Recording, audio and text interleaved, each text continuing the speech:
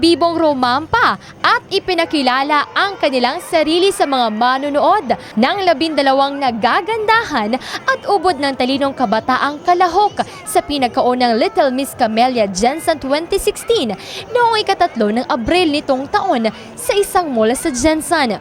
Bawat isa, pinaghandaan ang pinaka-importanting araw na ito kung saan isa lamang ang mag-uwi ng korona at titulo. Sa production number pa lamang, humataw na ang mga kandidata.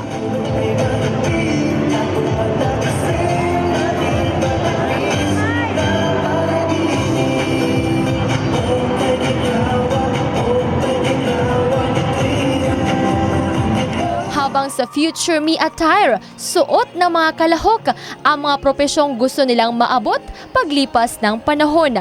May mga gustong maging guro, nurse, doktor, chef, dancer, fashion designer, at ang iba gustong sundan ang yapak ni Miss Universe Pia Wurtzbach.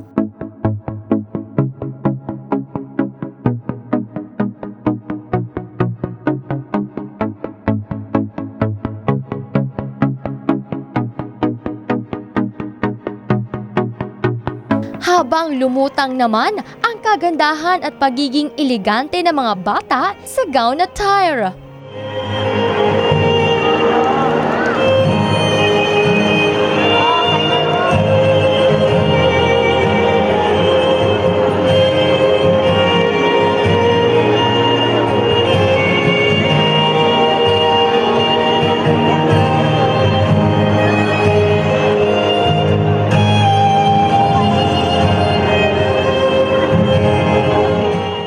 Hinakot naman ni candidate number 5 Ayesha Marie Palivino na nanalo bilang Miss Photogenic, Best in Talents at iba pa.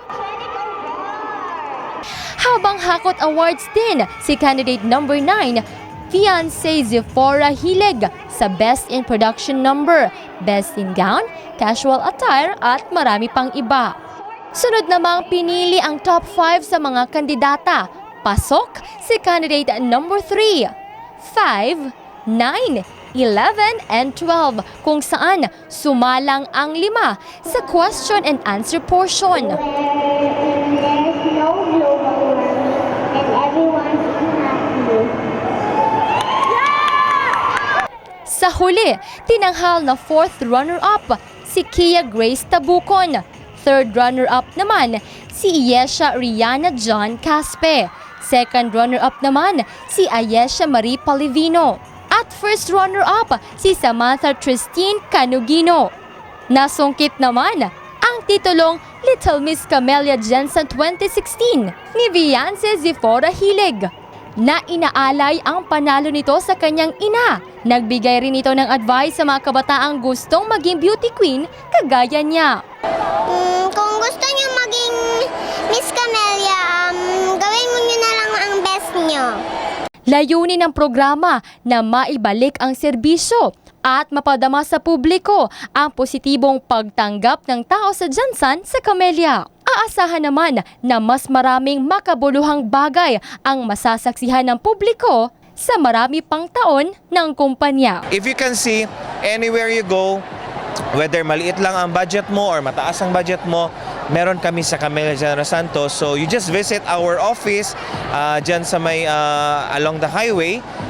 Then you just inquire kasi marami kami mga promos and incentives, especially this month na anniversary month namin. Jessa Leduna, Brigada News.